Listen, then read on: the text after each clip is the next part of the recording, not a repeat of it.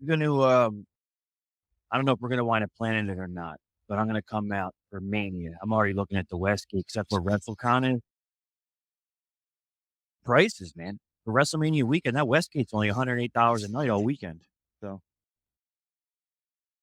Yeah, that was a good idea to put up that 5-minute clip of you, me, and Disco talking about Meltzer. yeah, Because Meltzer is a lot like Tony and CM Punk.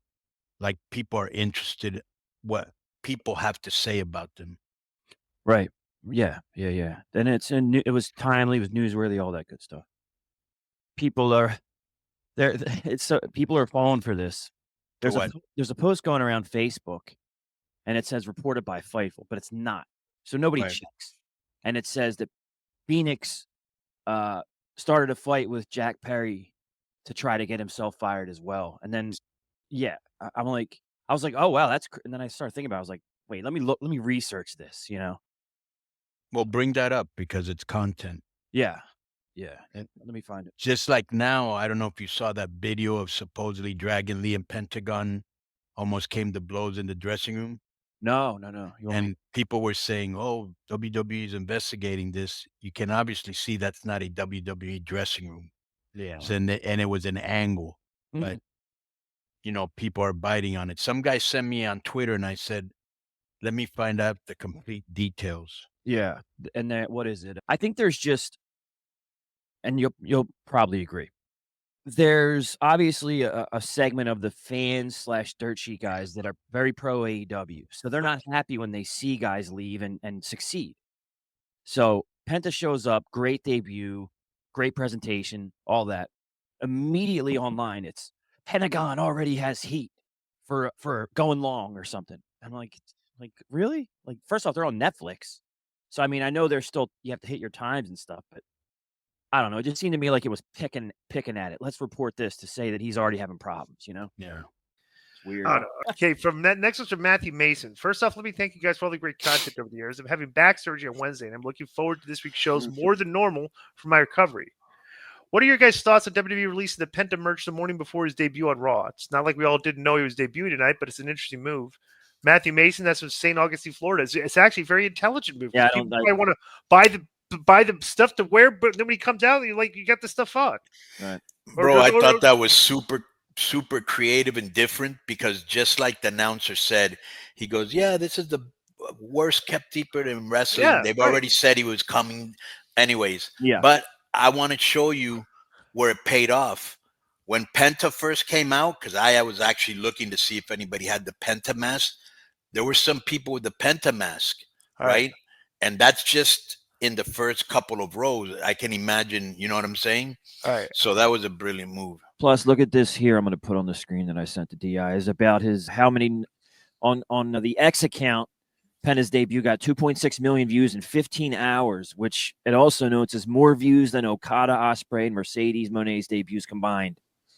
So, Wow. you heard the crowd, bro. When he was speaking in Spanish, like half so the arena cool. was popping. Yeah, like, so Bro, he said something that I don't know if they wrote it for him or he said it. What did he say But in Mexican? I what was the thought Spanish this translation? line, yeah, there was one. The only line you can imagine thanking everybody, Right, blah blah blah. But the one line that popped every single Mexican in there, and they felt it in their heart, is he said, "This is the example of when Mexican is treated right, and he goes out there and he's a professional, he represents his country." Because how many Mexicans haven't come from Mexico, right? Right. And come here, not, just been janitors like that. Right. So, it was very aspirational message that he sent It's like everybody. we're treating a Mexican like a star here. Right. Yeah. So, all right. Hi, guys. It's Adrian from the Heat nightclub in Melbourne, Australia. Isn't that funny? That's like 24 years ago. We're still the Heat nightclub. We'll never forget the Heat nightclub. We'll never forget that. Hi, guys. Just saw Penta's WWE debut. Fair to say the WWE did more for him in 30 minutes than AEW did in 6 years. Duh. The merch alone is more than AEW ever produced for him. I imagine wrestlers will look at that and faced with the decision to choose to go to AEW or WWE, the decision now should be pretty simple, especially now it seems that new talent will be pushed into the straights and not debut with brutal gimmicks. Konnan, you must be super happy and proud for Penta with how this has played out, right? He came across like a total superstar. Thanks, and that's from Adrian.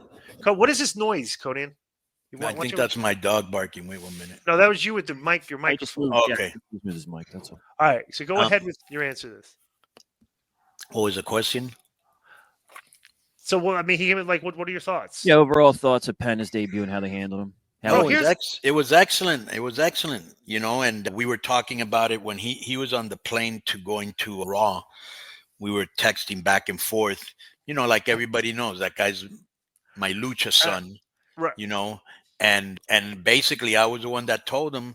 Obviously, he made up his own mind, and he was like, well, what should I do with AEW? Should I resign or not? I go, what are they doing with you? Well, you know, I'm getting paid good. Okay, yeah, but there's no growth. And if there's no growth, you can't get more money from WWE or even them in your next contract signing, you know? Right. And so... Let me make a point. All I could think about when I was watching the pro... Okay, first of all, the WWE made actually a brilliant strategical move in keeping him off that LA show. And using right, because he wouldn't have been as special. Yeah, he wouldn't have been as special. And that was not... even though it was LA, that was not like a lucha crowd. That was a Neff Hollywood crowd that they had. Like, bro, they put him in San Jose, and you had like a lot of, you could tell, you had a lot of fans and like lucha fans there, and the reaction was perfect from the audience. And all I could think about was if you had a mirror, like if you had the split screen showing, and you're showing him cutting that promo in that ring with that crowd reaction, and then you shoot over to Adrian Abrahante jumping around cheering for him and stuff. I'm going like, this is the male cheerleader with the Mickey Mouse gloves. Yeah, this is how one company is using the guy, and this is how the professionals are using the guy. You know, I always kid him. I said, I can't believe that as part of your deal you didn't bring Abraham Abrahante. He goes.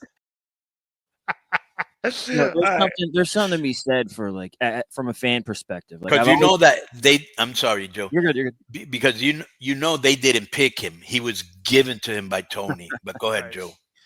I've always been a fan. I was a big WCW fan, ECW. I watched TNA, not as much. AEW, I was really pulling for in the beginning. I always love the competition because WWE is like the given.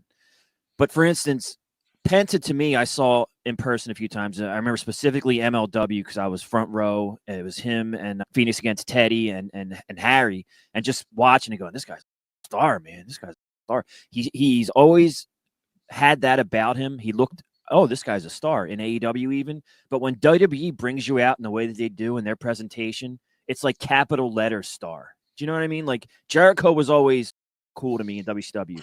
WWE presentation, wow. Same thing with Cody in AEW. Oh, yeah, this guy's really good. WWE presentation. Wow. Like, they always up it, you know? And to me, Penna... Bro, that's the benchmark. There is nobody else. If WWE didn't exist, like I've said before, AEW would still be number 2.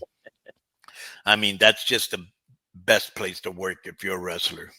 They did a great job, and so did he. Yo, what's up? I just want to thank you guys for watching this clip. Don't forget to hit the like button, leave a comment, and subscribe. And join our YouTube membership for hours and hours of exclusive, unedited, uncensored content. And being a member will help you get involved in our upcoming live streams. Thank you for your support. Thank you for riding with us. I know you got a lot of other podcast choices, be it wrestling or other ones. And thank you for picking us. Boom.